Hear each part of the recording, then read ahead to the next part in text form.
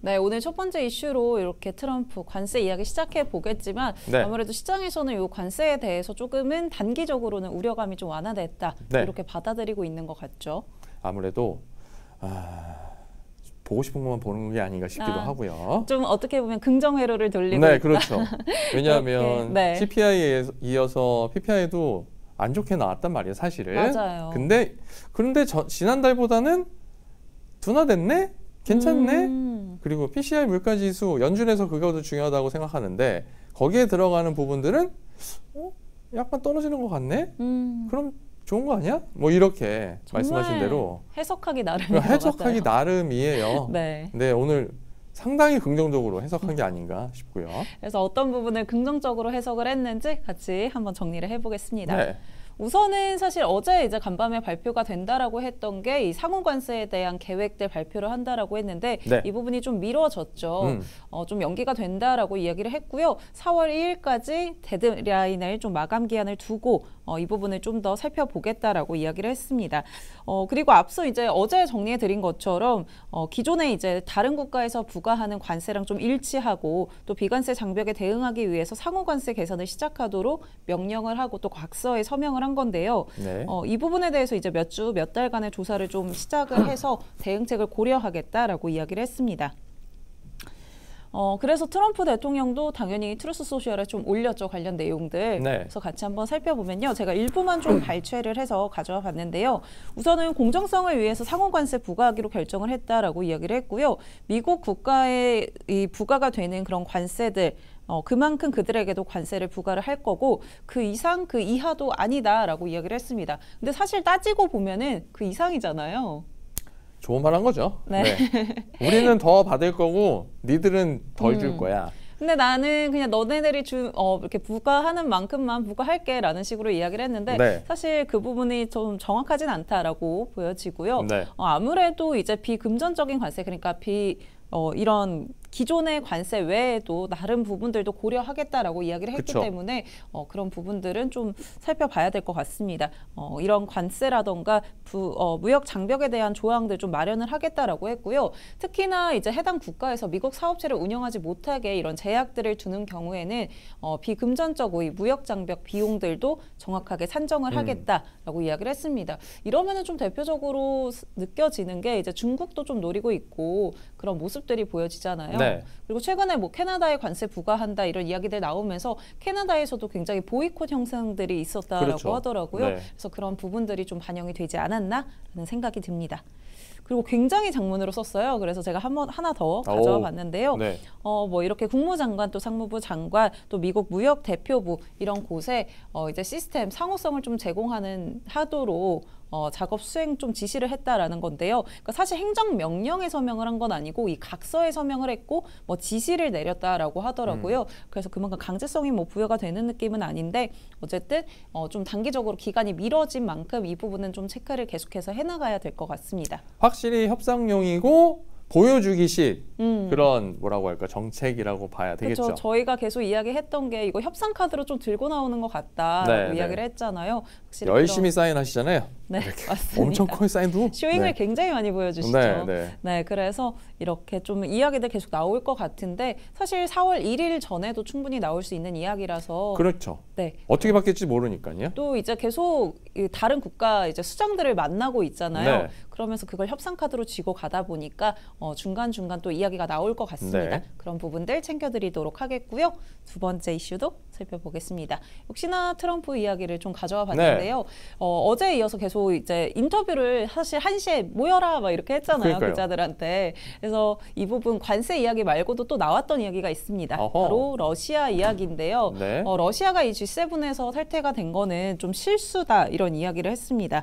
그러면서 이 G8이었다면 우크라이나 문제 발생하지 않았을 것이다라고까지 언급을 했는데요. 그러니까 G7에 다시 한번 가입을 해야 된다라는 거죠. 협상 테이블에 올라와야 된다라고 언급을 했습니다. 푸틴에게 명분을 주네요. 그렇죠. 좀 더 힘을 실어주는 모습인데요. 네. 확실히 저희가 이제 계속 전해드렸던 게 우크라이나 그리고 러시아 이렇게 이야기를 할 때 네. 러시아랑 확실히 좀 더 친한 모습이고 좀 더 힘을 실어주는 것 같다. 이런 이야기들을 했었는데 어제도 관련한 소식들 계속 꾸준하게 나와 나왔습니다. 우선은 우크라이나 러시아 관련해서 소식을 좀 살펴보면은 이제 어제 같은 경우 종전 협상 시작을 한다라고 이야기를 했잖아요. 그리고 오늘 일정도 좀 예정이 되어 있죠. 이제 미넨 안보회의 좀 일정이 있는데 여기에 미국 대표부들이 좀 많이 간다라고 이야기를 했고 또 이 벤슨 부통령한테 또 이야기를 했잖아요. 우크라이나 그쪽 일을 좀 담당해라라고 이야기를 했기 때문에 젤렌스키 대통령이랑 이 벤스 부통령이 만난다라고 합니다. 그리고 이 일정 이후에는 이제 켈로그 특사가 또 우크라이나를 방문하게 되기 때문에 그런 부분에 빠르게 좀 협상이 진행이 될 것이다라고 보고 있고요.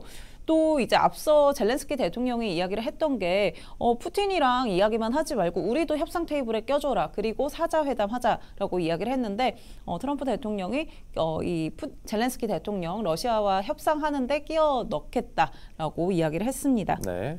그런 부분들도 좀 긍정적으로 바라볼 수 있을 것 같고요. 다만 이제 EU 측에서도 좀 반응이 있었습니다. 더러운 거래다 이런 식으로 좀 언급을 했더라고요. 둘 사이에 좀 거래가 그런 식으로 이뤄진 것 같다라는 이야기들도 있었는데 이런 부분들은 좀 체크를 해봐야 될 것 같고 EU가 이렇게 좀 강하게 나오는 건 우리도 이 사자 협상에 좀 참여하겠다라는 의도들로 보여지죠. 그렇게도 볼 수 있군요. 네. 저는 그렇게 해석을 좀 해봤습니다. 아무래도 좀 그래야 힘을 좀 실을 수 있기 때문에 그리고 결국 EU에서 계속 이야기하는 게 러시아인 거잖아요. 앞서 이제 트럼프가 트루스 소셜에 올렸던 그 러시아를 협상 테이블에 넣어야 된다라고 했던 게 이제 유럽에 관한 이야기들이었어가지고 이런 부분들도 한번 계속 체크를 해봐야 될 것 같습니다. 다만 이제 미국 국방장관은 이런 식으로도 이야기를 했는데요. 푸틴과 젤렌스키 그 누구도 원하는 걸 다 얻지는 못할 것이다 라고 이야기를 했습니다. 그렇죠. 아무래도 타협 지점이 좀 필요하다 보니까 그렇게 언급을 했고요. 다만 젤렌스키 대통령도 세계 지도자들에게 푸틴이 전쟁 종식을 좀 준비하고 있다 이렇게 주장을 하고 있는데 이거 그대로 믿지 말라라고 경고를 하기도 했습니다. 계속 서로 좀 타협을 하는 것 같기도 하고 또 썰전이 오가고도 있는 모습인데 소식 이제 좀 종전에 힘이 실리는 그런 모습들 계속해서 전달해 드리겠습니다. 세 번째 이슈도 가져와 봤습니다. 머스크입니다. 앞서 이야기 좀 해주셨잖아요. 관련해서 가져와 봤는데요. 그록2 아무래도 부장님이 쓰고 계신데 그록3 한2주 안에 좀 출시가 될 것이다라고 이야기가 있었습니다. 이 일론 머스크 이렇게 영상으로 좀 나왔었는데 지금 AI 챗봇 그러니까 챗 GPT 경쟁사를 좀 운영을 하고 있잖아요. 이 그록3 개발이 마지막 최종 단계다라고 이야기를 했고요. 여태까지 이 챗봇들을 능가하는 그런 퍼포먼스를 좀 보여준다라고도 언급을 했습니다. 굉장히 강력한 추론 기능을 가지고 있다고 해요.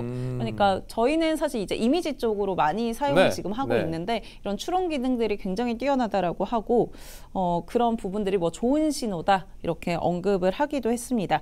그리고 앞서서도 이제 미정 아나운서가 좀 정리를 해드렸었는데 오픈 AI에 974억 달러 제시를 했었잖아요. 근데 이 오픈 AI의 자회사죠. 이게 계속해서 비영리로 운영이 되면은 나 이거 철회하겠다라는 보도들도 좀 나와서 그런 부분들 결국은 사실 인수할 거라고는 아무도 생각을 안 했지만 이런 식으로 좀 철수하는 모습들도 보여지고 있었다라고 한번 생각해 보시면 될 것 같고요. 뻥카쟁이들입니다. 뻥카쟁이들. 이 그록3 같은 경우는 좀 출시가 되면 또 이제 테슬라라던가 이런 부분에 긍정적으로 작용하지 않을까 이런 생각도 드는데 한번 체크해 보시면 좋을 것 같습니다. 일단 머스크가 본업에 조금 더 신경을 쓰고 있다는 걸 직간접적으로 좀 보여주는 것 같아요. 맞습니다. 왜냐하면 그저께 도저히 일하느라고 조금 거기에 집중하겠다라고 했잖아요. 거기에 집중하겠다 얘기하면서 주가가 또 상승분을 또 반납을 하던 모습이 보였는데 어제 오늘 또 이야기하는 걸 보면 또 조금 다른 모습이 보여줘서 계속 꾸준히 보셔야 됩니다. 그래서 근데 어제는 이 말했는데 왜 오늘은 다른 말에 그럴 수 있지. 늘 그런 스타일들이에요. 맞아요. 왔다 갔다 그렇게 이야기를 하는 스타일이라서 어쨌든 일에도 좀 신경을 쓰고 있다 이런 행보들 보여주고 있습니다. 그리고 마지막도 한번 가져와 봤는데요. 앞에서 애플 이야기 좀 해주셨더라고요. 그래서 팀쿡 소식도 간단하게 가져와 봤는데 어제 이제 X에 이렇게 올렸더라고요. 요렇게 올려놨군요. 요렇게 올려서 요게 좀 이슈화가 됐습니다. 앞서 이제 어떻게 얘기했나 한번 살펴봐야겠다라고 해주셨잖아요. X에 이렇게 이야기를 한 거고요.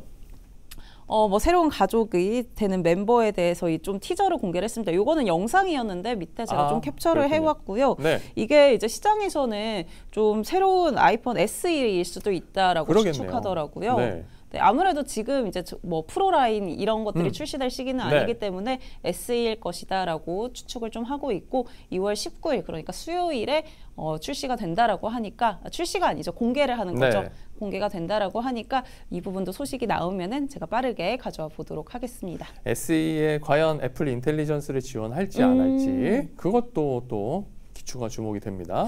저는 뭔가 지원이 될 것 같은데 지원하겠죠. 같은 OS 쓰는데. 그렇겠죠? 아무래도 네. 그래야 또 시장의 반응도 좋다 보니까 약간 애플은 항상 이제 제품별로 제한을 두잖아요. 맞습니다. 요 기종에서만 사용할 수 있다 이렇게 제한을 두니까 그런 제한을 또 어떻게 줄지도 궁금해지네요. 네, 그런 성능의 차이도 혹시 소식들이 나오면은 제가 정리를 네. 해드리도록 하겠고요. 네, 지수 선물도 마지막으로 한번 체크해보면서 마무리를 해보겠습니다. 지수 선물 체크해 주시면요. 요 이제 보합권에서 움직이고 있습니다. 다우존스 산업평균 지수 0.02% 강보합, 그리고 S&P 500은 0.01% 약보합, 나스닥 100도 0.15% 약보합이고요. 그리고 러셀 2000도 0.13% 약보합세 나타나면서 시장이 조금 다시 보합권에서 혼조 양상 나타내고 있고요. 빅스 지수는 소폭 상승 중에 있네요. 네, 아까는 좀 완화가 되는 그런 우려들이 완화된 모습들을 좀 보여줬는데 지금 네. 보합권에서 많이 움직이고 있는 모습들이라서 귀추를 좀 주목을 해봐야 될 것 같고요.